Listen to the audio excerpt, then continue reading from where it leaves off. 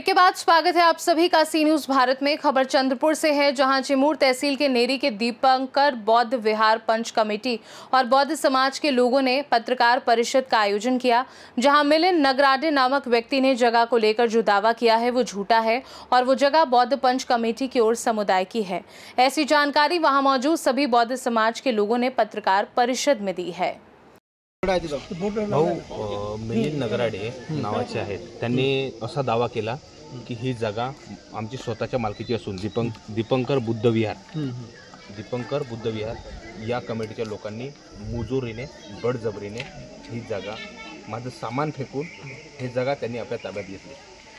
हा जो त्यांनी आरोप केलेला आहे हा खूप खोटा आणि एका साईडला एक व्यक्ती आणि एका साईडला संपूर्ण समाज हे असताना आम्ही त्यांच्यावर अन्याय करू शकत नाही। तो खाऊन पिऊन सुखी आहे, समाधानी आहे, त्यांच्याकडे 22 एकर शेती आहे, ट्रॅक्टर वगैरे आहे, तर तो माणूस गरीब नाही होऊ शकत।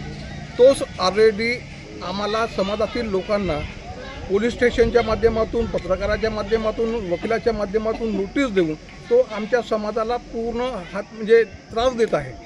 आम्ही पत्रकार परिषद यासाठी घेतली की त्यांनी जे केलेले आरोप आहेत हे चुकीचे आहेत। त्यांच्याकडे असे जर कोणते डॉक्युमेंट असतील, सरकारी कागदपत्र असतील, तर त्यांनी भूमापन ऑफिसमध्ये जाऊन त्यांनी आपली जागा मापावी, आम्ही ते देण्यास तयार आहोत। हे जे त्यांचं सामान फेकल्या गेलं असं त्यांचा जो दावा आहे, सामान नेमकं कोणी फेकलं, म्हणजे तुम्ही फेकले, कमिटीने फेकली की गावातील नागरिकांनी, आणि कोणाच्या समक्ष कोणाच्या परवानगीने फेकले? आमच्या बौद्ध विहाराच्या प्रांगणात असे अनेक जे लोक आहेत त्यांच्याकडे गाडी घोडा आहेत। सामान फेकल्या गेलं की तुम्ही कुठं नेऊन ठेवलं, काय झालं सामानाचं?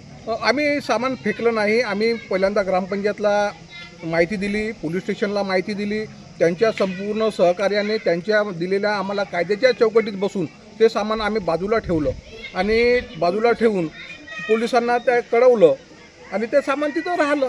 चौधरी साहेब आले होते, पोलीस स्टेशनचे अधीक्षक चौधरी साहेब आले होते जेव्हा सामान काढत होतो आम्ही त्यावेळेस। नेरी ग्रामपंचायतचे कोणी हजर होते का? हां, त्यांनी पोलिसांनी पण त्यांना नोटीस दिलं होतं। ग्रामपंचायतीला पोलीस स्टेशन नाही दिलं, त्यांना त्या निवेदनात त्यांना काहीच उपयोग झाला नाही त्यांना। नेरी ग्रामपंचायत आणि तुमची मिलीजुली भगत आहे असं त्यांचा आरोप आहे तुमच्यावरती, तर नेरी ग्रामपंचायतची तुमची असं म्हणजे बोलण्यापुरती साठगाठ आहे की कागदपत्राची साठगाठ नाही? ग्रामपंचायतचे काही अधिकृत कागदपत्र तुमच्याकडे आहेत का? नेरी हा मोठा गाव आहे आणि तालुक्यामध्ये सगळ्यात मोठी ग्रामपंचायत आहे। ग्रामपंचायतमध्ये 17 मेंबरची बॉडी आहे। 17 मेंबर म्हटलं जर आज जर आणि सर्व जवळजवळ 3 पक्षाची सत्ता या ग्रामपंचायतवर आहे।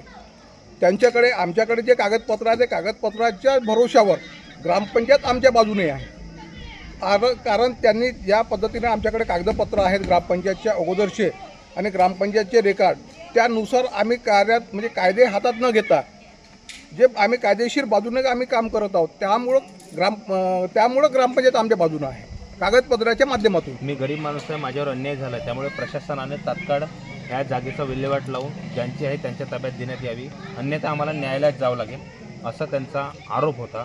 त्याच्याकडे तुम्ही कसं पाहता? प्रशासनाकडे तुम्ही काय मागणी केलात किंवा काय अपेक्षा आहे तुमच्याकडून प्रशासनाकडून? प्रशासनाच्या आम्ही तुमच्या माध्यमातून आम्ही प्रशासनाला असं कळवतो की जो गरीब आहे म्हणतो तो गरीब माणूस नाही आहे। त्याच्याकडे 22 एकर शेती आहे, ट्रॅक्टर आहे, त्याकडे दुधाचं उद्योग आहे आणि इतकं संपूर्ण मालमत्ता असताना तो गरीब कसा?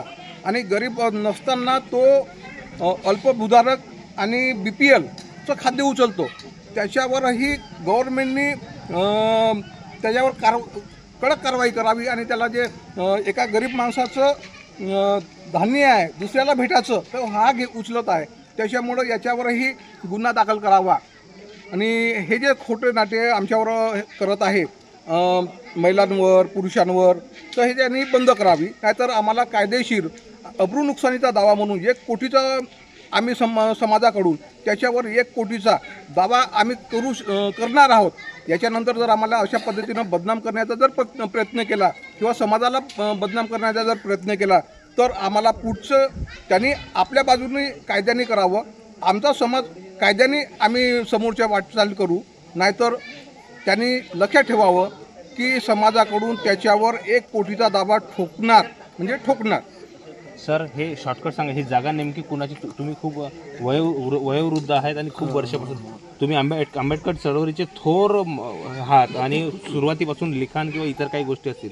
पोपटे सर म्हटलं की सगळे आंबेडकर चळवळीची म्हणून ओळख आहे. तुम्ही ही जागा कोणाची असेल? ही जागा जेव्हा स्वातंत्र्यपूर्व काळामध्ये मालगुजाराच्या मालकीची असायची आणि मालगुजाराकडून ज्यांनी ती खरेदी केलेली असायची तर ते त्यांच्या नावाने झालेली आहे.